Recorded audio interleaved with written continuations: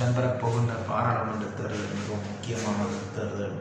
நமக்காக பாராளுமன்றத்திலே குரல் கொடுக்கப் போகின்றவரை தெரிவு செய்ய போகின்ற ஒரு தேர்தல்.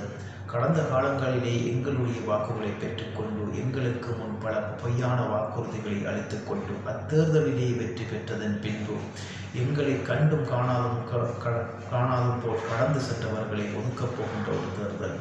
நடந்து முடிந்த ஜனாதிபதி தேர்தலிலே நாம் எவ்வாறு ஒரு மாற்றத்தை ஏற்படுத்தினோமோ அத்தேர்தலிலே அனுரகுமார திசாநாயக்க அவர்களுக்கு ஆதரவளித்து இந்த நாட்டினுடைய ஜனாதிபதியாக ஆக்கியது போல் இடம்பெறப் போகின்ற பாராளுமன்ற தேர்தலிலும் முன்னாள் கௌரவ பாராளுமன்ற உறுப்பினர்கள் அனைவரையும் படுதோல்வி அடைய செய்ய வேண்டும்.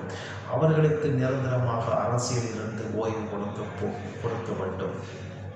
கடந்த காலங்களிலே எங்களுடைய வாக்குகளை பெற்றுக்கொண்டும் பாராளுமன்றத்திலே பல வருடங்களாக இருந்து கொண்டும் பாராளுமன்ற கதிரையை சூடாக்கி கொண்டும் பாராளுமன்றத்திலே ஏதாவது ஒரு அரசியல் யாப்பு சீர்திருத்தங்கள் செய்கின்ற போது அத்திருத்தத்துக்கு கை உயர்த்தி கொண்டு அதற்கு ஆதரவாக இருந்து கொண்டு அதனூடாக வரும் சலுகைகளை பெற்றுக்கொண்டு அவர்களுடைய சொகுசுக்காக மட்டும் வாழ்ந்தவர்களை நாம் ஒதுக்கப் போகின்ற ஒரு தேர்தல்.